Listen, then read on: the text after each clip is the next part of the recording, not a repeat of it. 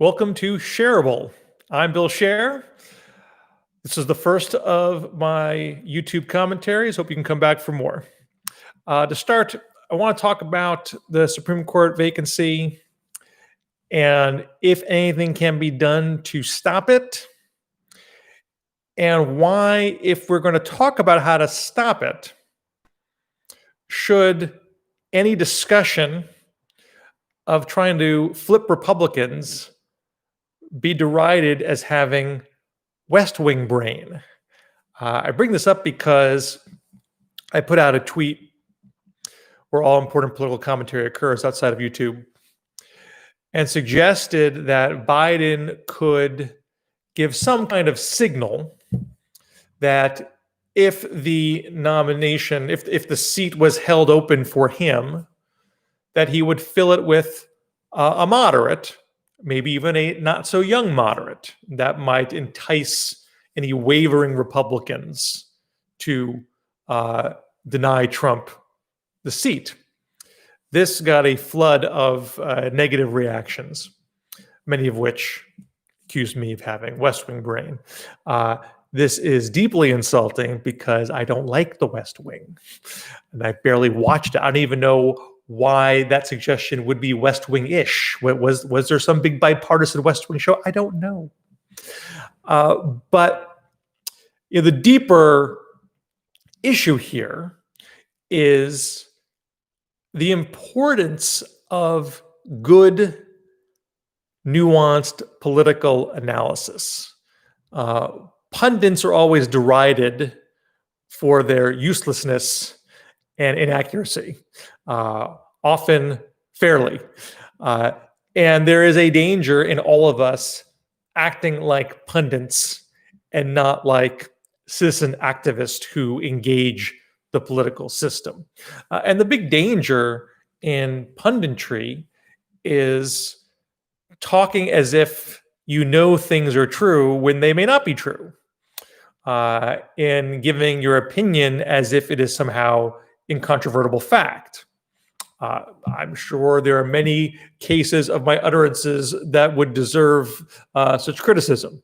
But I certainly try to be far less certain than I was when I began yapping on various social media platforms.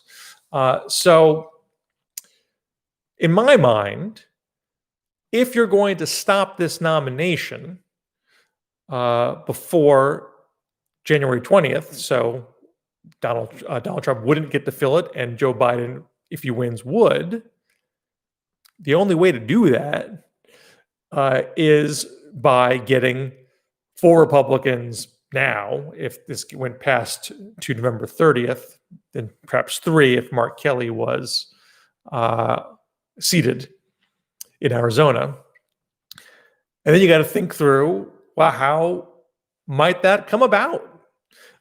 It might not be a high probability scenario. It might be a no probability scenario, but you at least want to think through what might it take. Look, if you got 53 Republicans or 50 Republicans who are just hell bent on filling the seat, well, then there is literally nothing you can do short of trying procedural machinations on the Democrats' part to go up the works. And I don't believe you could do that enough. You can delay. I don't think you could delay it all the way to January 20th. So what would it take to get 3 or 4 Republicans? If you go into that thought process saying to yourself, there's no way that can happen. Republicans have done all sorts of horrible things. They crave judges far too much. This is their holy grail. Don't even bother pondering it. That's not terrible analysis. Again, if you're going to put money on the situation, that's where you want to put your money on. They will probably fill the seat. But just like in baseball, you don't go to the plate with a 75% chance of hitting a home run, let alone a single. You're trying your best to make a low probability outcome become reality. And you can't make that happen by treating the entire Republican caucus as a monolithic block. There are individual people with their individual quirks, and the more you know about their details, the more likely you can come up with a strategy or an approach that might have a chance of succeeding. I mean, and this is very much, a Joe Biden way of thinking. He's very much focused on personal relationships. And if I'm Joe Biden, I don't want to assume there are no votes to be had here. I want to pick up the phone. I want to talk to some people. I want to hear them out what their concerns are. And I'm not in the room. I'm not talking to people. I'm just yapping on Twitter. But I would think that if there, I mean, there are a lot of ifs here, but if there were some Republicans who are uncomfortable with going back on the principle they established in 2016, which is you don't vote for a judge in an election year. That's what they said at the time. It's not what my principle would be, but that's what they said. And we all know that the vast majority of them are now going back on that principle. If there are some who are uncomfortable with that, and uncomfortable because they know it would be deeply divisive for the country, if they don't want to see the country subjected to that kind of acrimony, perhaps there's some Republican deep down that is getting queasy about that. If those folks exist, you want to find them and you want to talk to them about it. Now, my guess is a Republican who has had that thought cross his or her mind might also say, I don't want this country to be so divided, but man, if these Democrats are going to pick someone on the far left, then maybe this is the best of my bad choices and getting a judge that I primarily am going to like a lot. That's why I think you saw Joe Biden say over the weekend, I would consult with both parties. And you did not hear him say, I want to pack the Supreme Court. I've talked to some conservatives. There are conservatives out there that believe, at least what they say, that Joe Biden is a shell of a man who's going to be pushed around by Ocasio-Cortez and Chuck Schumer, and they all want to pack the court, and they all want to end the filibuster. And what's the point of not filling the seat if they're just going to steamroll us? I mean, that might sound crazy to you because you and I probably know that's not Joe Biden. Joe Biden has been deeply moderate, deeply committed to bipartisanship for a very, very long time, and very focused on the judiciary. In fact, the whole Biden rule speech that Mitch McConnell twisted in 2016 to suggest Joe Biden said we should never nominate a judge in an election year. That speech was actually an hour-long speech about the importance of bipartisanship, consensus, and moderation in the judicial confirmation process. And his point was that it would be a bad idea in an election campaign season to nominate somebody because it would be impossible to achieve that level of bipartisanship. And so you should wait until after the election. In that speech, Biden did not rule out a lame duck nomination and confirmation. He was saying to President Bush, if a vacancy occurs in 1992, I suggest you don't nominate during the campaign season, wait until November, and then consult with us in the Democratic Party so we can come up with a consensus choice. That was the speech. I mean, so I mentioned that to point out, whenever you see Republicans say the Biden rule, they're not being on the level with you. And number two, that Biden's commitment to this goes back a very, very long way. Republicans should know that. They can go on Google and read the speech themselves, but they're in their own echo chamber. They're telling themselves their own narrative about what the Democratic Party is. They don't seem to want to accept the fact that Joe Biden won the nomination in the first place strongly suggests that AOC and Bernie Sanders are not running the show. But you can't break through their echo chamber without conversations, without picking up the phone. So if I'm Joe Biden, I'm not playing pundit and telling myself, odds are Republicans won't break ranks. No one will break ranks.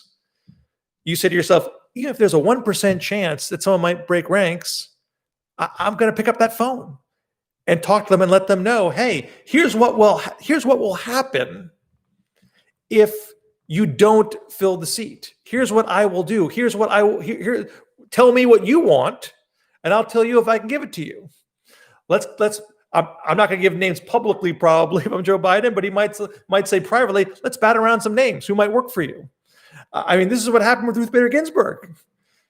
Orrin Hatch went to Ruth Bader Ginsburg, went to Bill Clinton and said, I could accept Ginsburg and Breyer. Other people I can't accept, but I can accept these folks. Now, we have the Merrick Garland case where Orrin Hatch did not do the same thing. He was pushing Merrick Garland for years. And then when Obama obliged, Orrin Hatch betrayed his friend and stuck with Mitch McConnell. And so I understand believing there's no reason to think Republicans would do an honorable thing now based on what they did then. That's a reasonable conclusion to draw, but you don't want to overdraw it and potentially miss an opportunity, even if it's a low probability opportunity, because that's when deals happen. When you go the extra mile to see if the low probability scenario can become reality. And you need to go through the individual names to think about those opportunities. You know, the obvious names, Susan Collins, Lisa Murkowski, Mitt Romney. We know why those names are being bandied about. Murkowski had already broken ranks. She's won as an independent before. She doesn't feel as beholden to the Republican Party to keep that seat. Susan Collins wants to be known as a moderate, is at risk of losing her seat right now, and clearly wants to save it by indicating she won't, that she will follow the same principle as she did in 2016. Now, neither one of them have really fully slammed the door on voting for this nominee. They both there's wiggle room in their wordings, in their statements. But if you don't want them to use that wiggle room down the line, you want to talk to them and see what you can do. Now, after today, this is Monday the 21st, Chuck Grassley came out and said that he would vote for, he wouldn't dismiss the idea of voting for a nominee. Even though he said in July that if he was chair of the Judiciary Committee, that he would not proceed with the nomination. Now he says, well, I'm not the chair. I was the chair. I'm not now.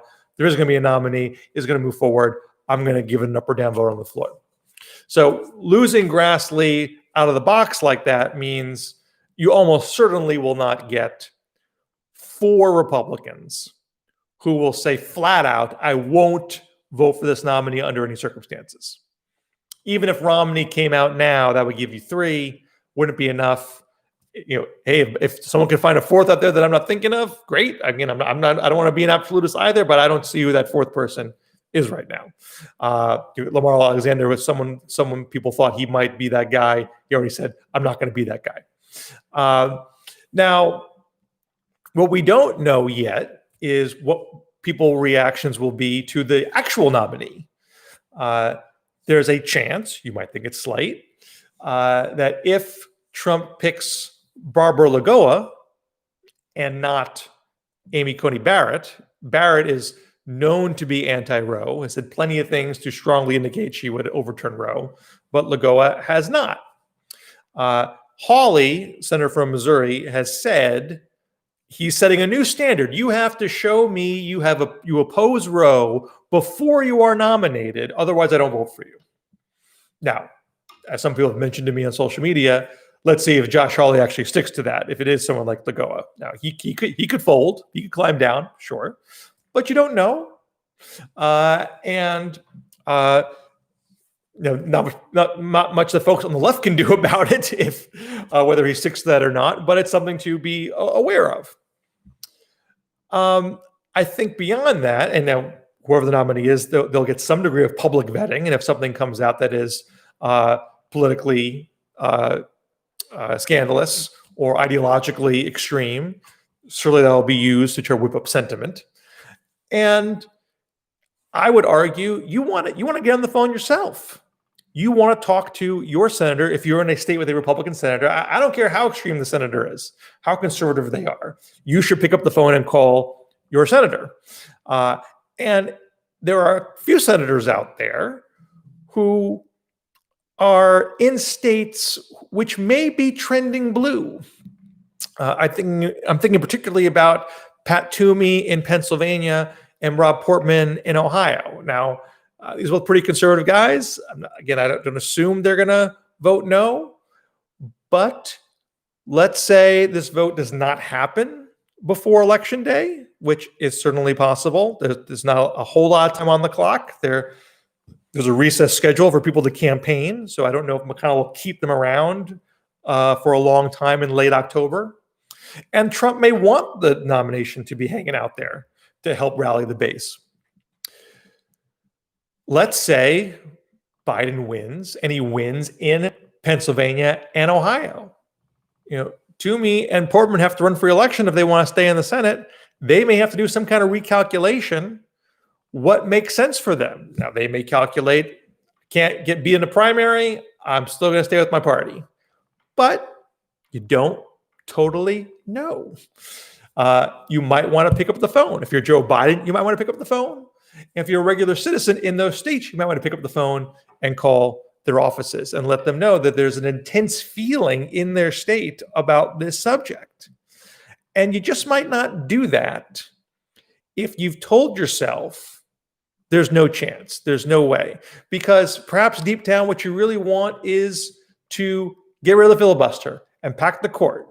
And you don't even want to entertain the idea that bipartisanship is possible because they would rob momentum from those ideas. I happen to think that eliminating the filibuster and packing the court are dangerous paths. They're procedural warfare that can be used by both sides and can be used for devastating effect. Democrats could pack the court today and the Republicans could pack the court tomorrow. So it doesn't necessarily get the outcome that you really want. Maybe that's a YouTube for another time to get into those detailed arguments. My point is, people might not want to see the low probability bipartisan scenarios because they don't want to see them, because they have other reasons not to see them. So whether you think I have West Wing brain or not, I would at least suggest that if you're in a state with a Republican senator, you should call your senator, no matter how small a chance you think there is that phone call will matter. You should make that call. I'll leave it there for this first edition of Scherable. Hope to do it again. Hope to see you here. Please subscribe. Quite frankly, the more people that subscribe, the more chance I can make some money doing this. So want to make a living, want to be able to keep doing this, please subscribe. Please tune in again. Hope to see you soon. Take care.